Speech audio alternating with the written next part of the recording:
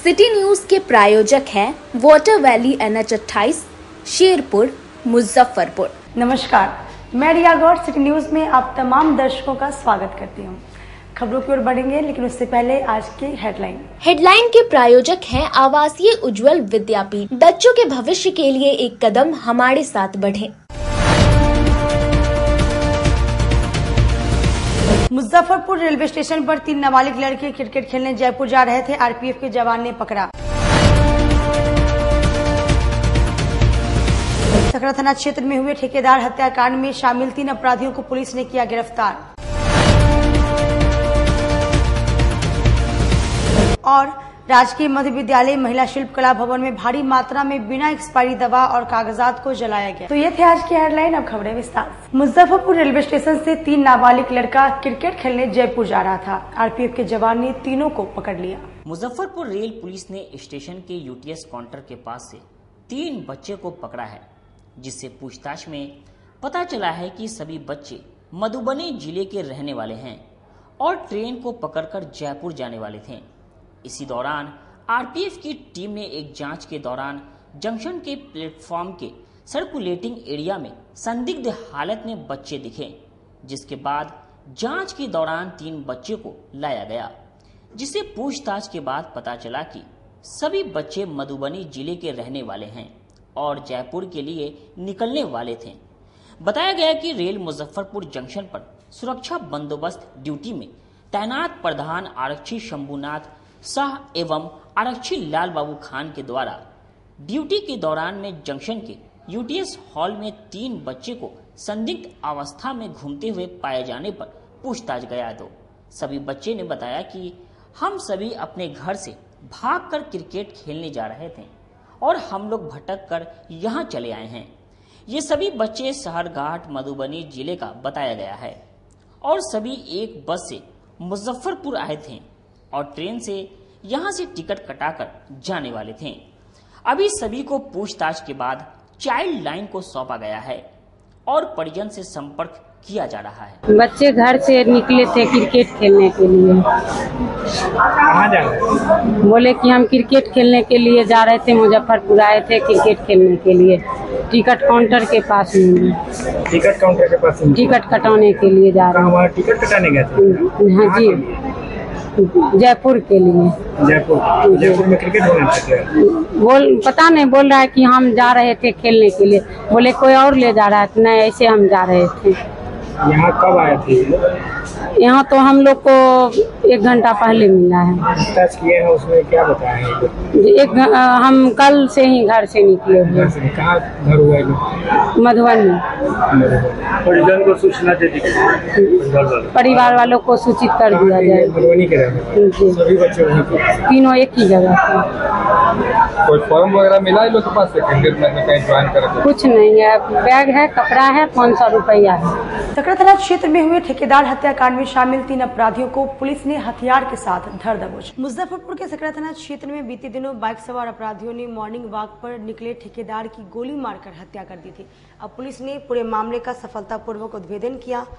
घटना में शामिल 4 अपराधियों को पुलिस ने हथियार, कारतूस, घटना में प्रयुक्त बाइक और अन्य सामान के साथ गिरफ्तार कर लिया है। पूरे मामले की जानकारी देते हुए एसडीपीओ पूर्वी मनोज कुमार सिंह ने बताया कि 13 मई को सुबह करीब 6 बजे सकरा थाना क्षेत्र के मचही गांव निवासी मनोज कुमार जब अपने घर से मॉर्निंग वॉक पर निकले थे, तभी बाइक सवार अपराधियों ने उन्हें गोली मारकर जख्मी कर दिया था, जिसके बाद घायल मनोज कुमार को इलाज के लिए मुजफ्फरपुर के एक अस्पताल में भर्ती कराया गया, जहां इलाज के दौरान उनकी मौत हो गई थी। वहीं मृतक मनोज कुमार की पत्नी के लिखित आवेदन के आधार पर पूरे मामले को लेकर प्राथमिकी दर्ज की गई थी, जिसमें 4 लोगों के ऊपर नामजद एवं 2 अज्ञात लोगों के खिलाफ नामजद प्राथमिकी दर्ज की गई थी। मामले के अनुसंधानक सकरा थाना प्रभारी राजू कुमार पाल ने मानवीय एवं तकनीकी सूचना के आधार पर कार्रवाई करते हुए 3 नामजद एवं 1 शूटर को पिस्टल, घटना में प्रयुक्त बाइक और घटना के समय प्रयुक्त चप्पल के साथ गिरफ्तार कर लिया। आपको बता दें कि मृतक मनोज कुमार और मामले की नामजद आरोपी खुशबू देवी दोनों एक ही गांव के निवासी थी। वहीं खुशबू देवी की बहन ललिता देवी ने 18 कट्ठा जमीन की रजिस्ट्री बीते दिनों कराई थी। बाद में उसी जमीन को खुशबू देवी द्वारा अपने पिता के माध्यम से उस जमीन को अपने नाम पर रजिस्ट्री करा लिया गया। उस जमीन पर कब्जे को लेकर दोनों पक्षों के बीच काफी लंबे समय से तनाव का माहौल बना हुआ है। इसी बीच खुशबू देवी अपने पति महेश राय और अपने भांजा रुपेश राय के साथ मिलकर शूटर अनीश कुमार को 1 लाख रुपए की सुपारी मनोज कुमार की हत्या के लिए दी थी, जिसके बाद शूटर अनीश कुमार अपने 2 साथियों के साथ मिलकर मनोज कुमार की हत्या की घटना को अंजाम दिया था।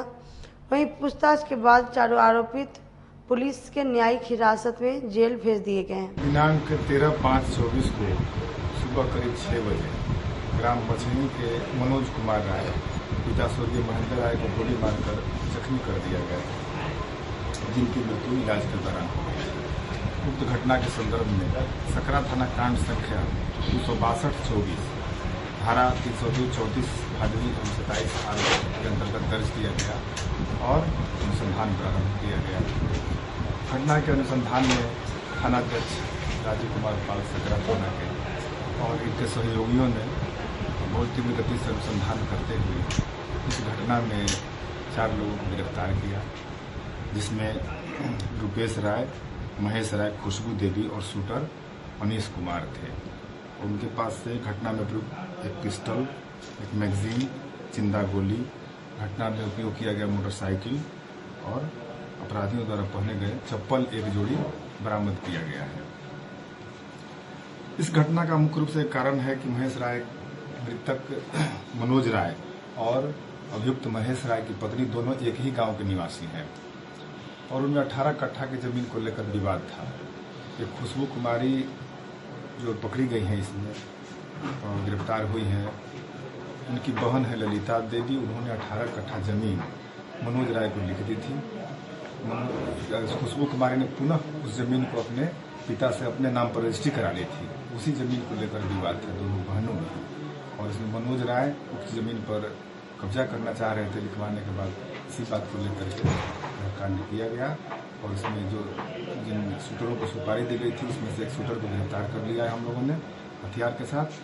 शेष जो 2 बचे हुए लोग हैं इसमें शामिल, उन लोगों को भी जल्दी गिरफ्तार कर लिया गया। उनको सर पूर्व में आपराधिक इतिहास है क्या सर? आपराधिक इतिहास अभी नहीं मिल पाया है, हम लोग पता कर रहे हैं। क्या कुछ बरामद हुआ है? शूटर का क्या नाम है? शूटर जिसकी गिरफ्तारी हुई है? शूटर एक अनीश कुमार, पिता बिन। बाबा गरीबनाथ मंदिर में पुजारियों का 5वें दिन भी हड़ताल जारी है। बाबा गरीबनाथ मंदिर में पुजारियों की हड़ताल का आज 5वां दिन है। पिछले 4 दिनों से श्रद्धालु स्वयं ही पूजा कर रहे हैं। पुजारियों के धरने से पूजन से लेकर अनुष्ठान जैसे धार्मिक कार्य नहीं हो रहे हैं। इस कारण रसीद नहीं काटे जाने से हर रोज न्यास को हजारों का नुकसान हो रहा है। धार्मिक कर्म कांड के लिए श्रद्धालुओं को पुजारी नहीं मिल रहे हैं। सत्यनारायण भगवान का पूजन, मुंडन से लेकर नई गाड़ियों की पूजा नहीं हो पा रही है। पुजारियों के हड़ताल का प्रभाव मंदिर के आसपास के प्रसाद से लेकर फूल माला बेचने वाले दुकानदारों पर भी पड़ा है। मंदिर के ठीक सामने फूल माला बेचने वाले विक्की मालाकार ने बताया कि आमतौर पर सामान्य दिनों में 1200 से 1500 रुपए की फूल माला बेचते थे। पिछले 4 दिनों से करीब 50% की कमी आ गई है।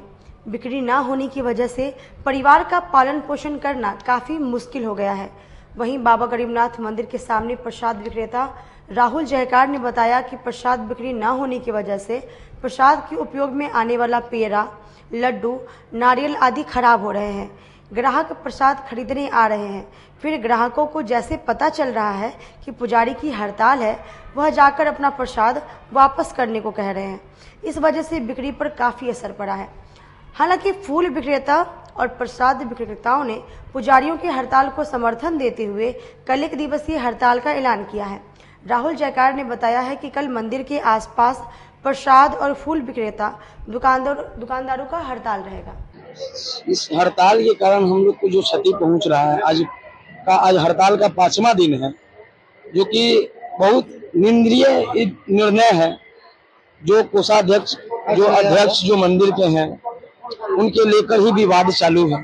जो विवाद का टिप्पणी जो किए हैं, जो उनका ऑडियो वायरल हुआ है, उस कारण से ही विवाद ज्यादा हो गया हुआ है। जो कि मंदिर प्रांगण में भक्तों का भी कमी हो चुका है। जो कि मंदिर प्रांगण में पूजा पाठ, मुंडन, छठी सब बंद हो चुका है।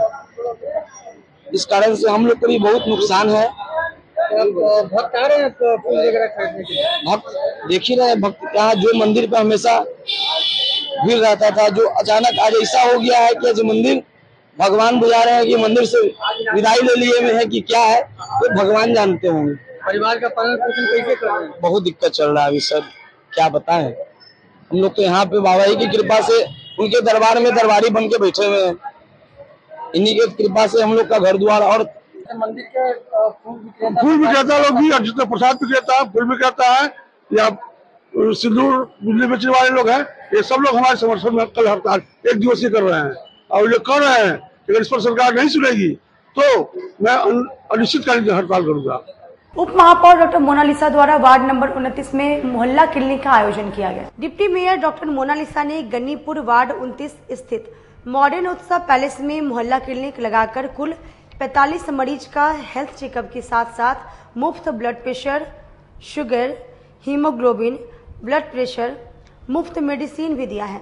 मोहल्ला क्लिनिक में कुछ ऐसे भी मरीज मिले जिन्हें मालूम ही नहीं था कि वह भी पूर्व से ब्लड शुगर और हाइपरटेंशन से ग्रसित हैं।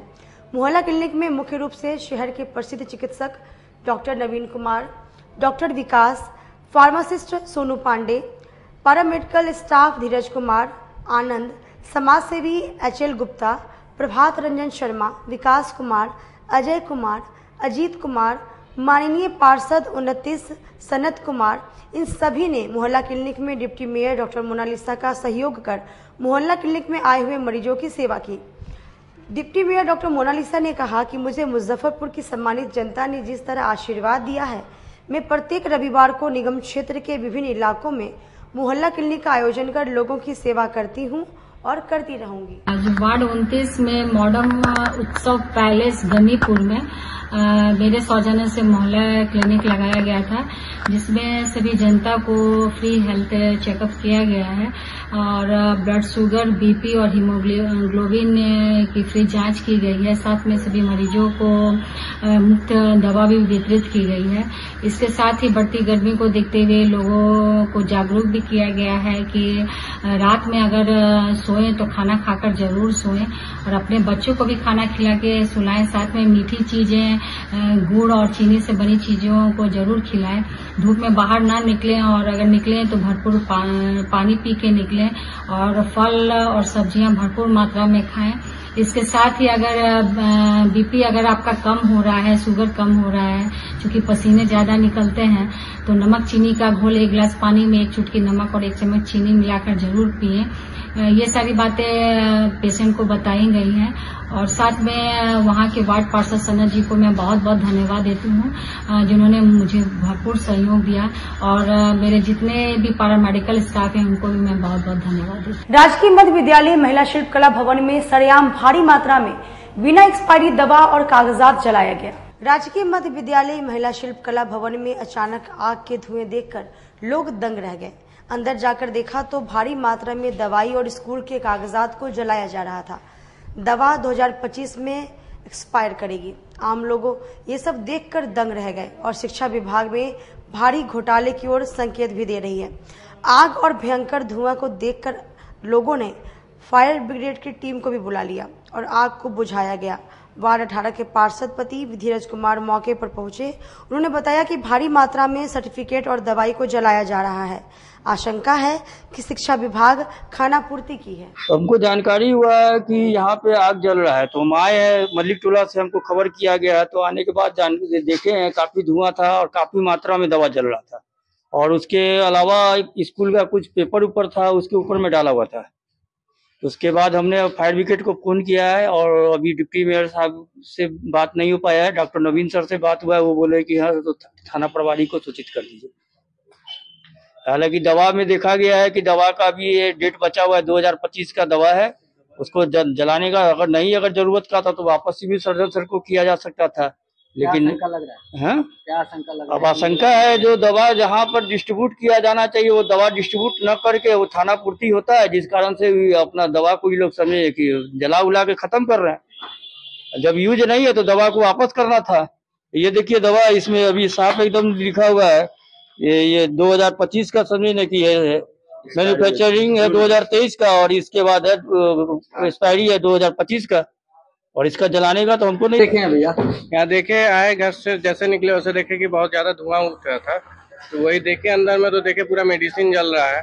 तो मेडिसिन फिर उसके बाद हमने फायर ब्रिगेड को फोन किए, देखे ज्यादा धुआं उठ रहा था। तो मेडिसिन जो जल रहा है वो सब क्या एक्सपायरी डेट हो गया है कि एक्सपायरी बचा हुआ है? कुछ तो हम लोग देख रहे हैं, डेट उसका 25 तक का है, जो हम आपको अभी भी दिखा सकते हैं। यहीं पे रखा हुआ है, वहाँ पे अभी कार्टून आधा रखवा लिए। वक्त तो चला छोटे से ब्रेक का लेते हैं, छोटा सा ब्रेक। तब तक आप बने रहिए हमारे साथ, देखते रहिए सिटी न्यूज मुजफ्फरपुर। अपने सपनों की आशिया को दे एक नई पहचान माँ भवानी डेकोर प्राइवेट लिमिटेड के साथ, जो है authorised distributor of Kajaria.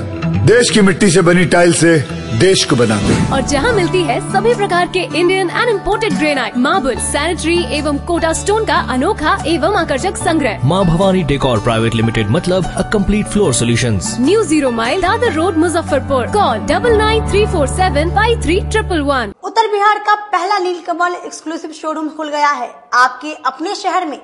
Nilkamal India की फेवरेट फर्नीचर ब्रांड है। इस कंपनी के सभी रेंज एक ही छत के नीचे आपको मिलेंगी। होम फर्नीचर, ऑफिस फर्नीचर की सभी रेंज यहाँ उपलब्ध है। कंपनी का एक्सक्लूसिव शोरूम होने के कारण 40% तक की विशेष छूट मिल रही है। इसके अलावे 0% इंटरेस्ट के साथ बैंक से फाइनेंसिंग की भी सुविधा उपलब्ध है। तो देर मत कीजिए, एक बार हमारे यहाँ अवश्य पधारे। हमारा पता है Mithanpura, Narayanpur road, opposite Vaishali management college, और हमारा मोबाइल नंबर है 9334900888 और हमारा दूसरा नंबर है 7004320580। समारोह के समय और इस लगन के अवसर पे मैं मनीष कुमार, यूए एसोसिएट का प्रोप्राइटर, हमारा नीलकमल का फर्नीचर का शोरूम है एक्सक्लूसिव, जो मिठनपुरा चौक पे स्थगित है। हमारे यहाँ कुचीना का चिमनी और जो गैस चूल्हा है उसकी एक विस्तृत रेंज है मॉडुलर में। भारी डिस्काउंट है हमारे यहाँ सोफा पर, डाइनिंग टेबल पे। सभी लोगों से मेरा यही निवेदन है, जो 2-3 सालों से आप लोगों का हमें प्यार मिलता आ रहा है। हमारे यहाँ फिनांस की भी एक अच्छी व्यवस्था है, और इस त्योहारों के अवसर पे हम चाहेंगे कि एक बार हमारे यहाँ आप पधारे और हमारे ऑफर्स का लाभ ले, और हर खरीदारी पे हम लोग एक सुनिश्चित उपहार भी दे रहे हैं।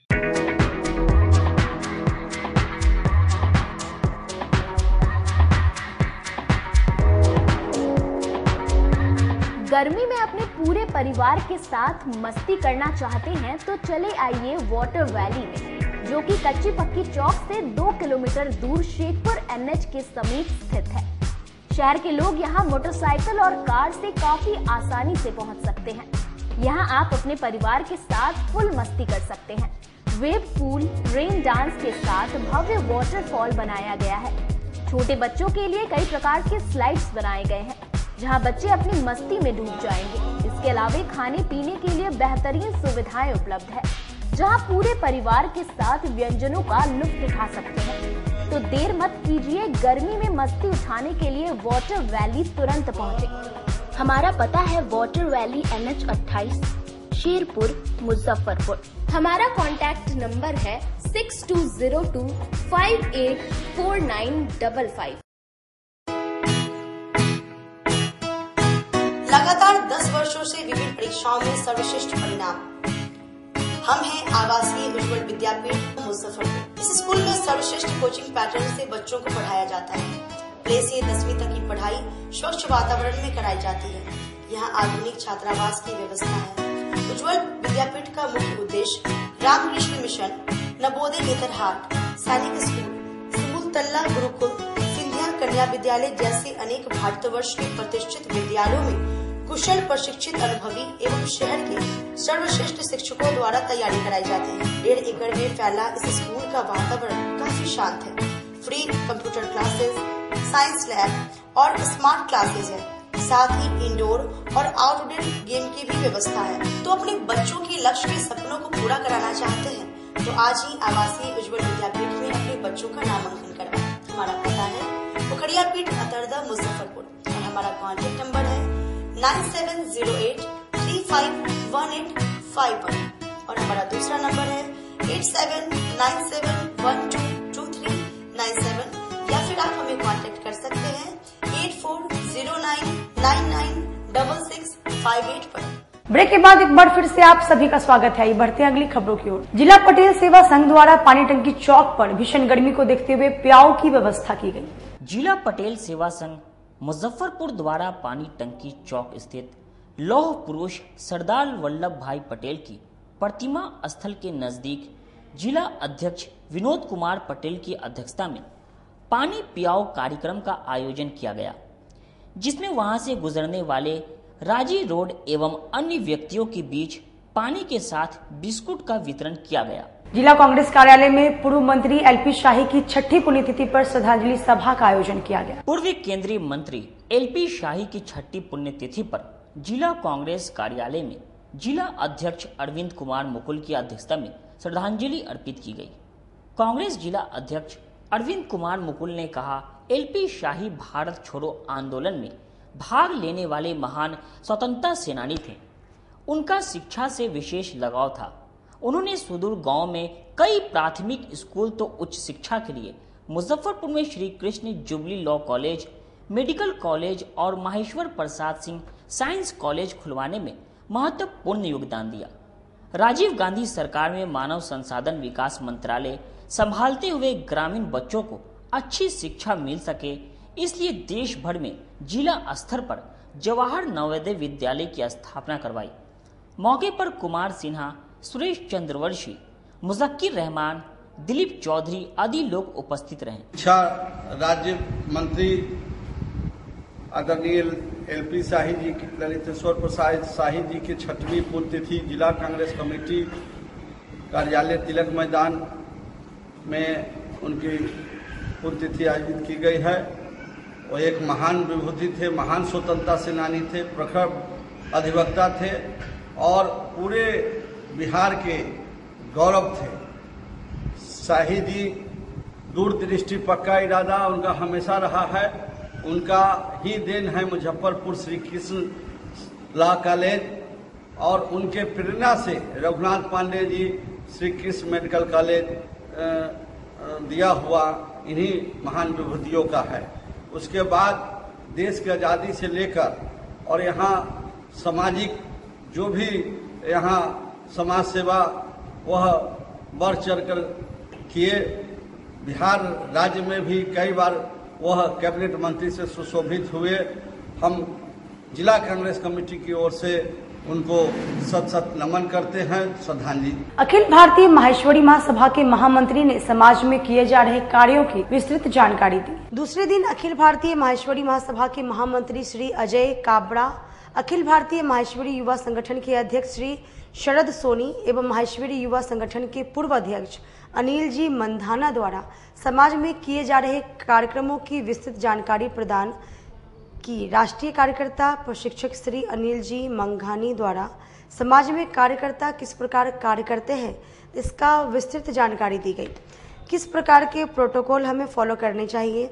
आज के इस कार्यक्रम को सफल आयोजन के लिए माहेश्वरी सभा, महिला संगठन व युवा संगठन का भरपूर सहयोग मिला है। अगर यह नहीं होते तो यह कार्यक्रम सफल नहीं होता। पूरे इंडिया में हुआ था। अखिल भारतीय वर्ष में साड़ी व्यक्तित्व का प्रोग्राम हुआ, जिसमें मुजफ्फरपुर में भी महिलाओं ने पीली साड़ी, लाल दुपट्टा, माथे पर बिंदी और हाथ में मौली बांधकर साड़ी वर्क थॉन का प्रोग्राम किया। शौर्य में भी हम आगे थे। जब हमारा राम मंदिर के अंदर हमारे कोठारी शौर्य बंधु जो वहाँ पे बलिदान हुए, उनकी याद में शौर्य भवन बना रहे हैं। उस अयोध्या भवन का नाम हमने शौर्य भवन दिया और वहाँ पर हम एक टावर बना रहे हैं विजय स्तंभ, जिससे लोगों को ये लगे कि ये समाज देने वाले के साथ साथ शौर्य के लिए भी जाना गया और बलिदान भी दिया।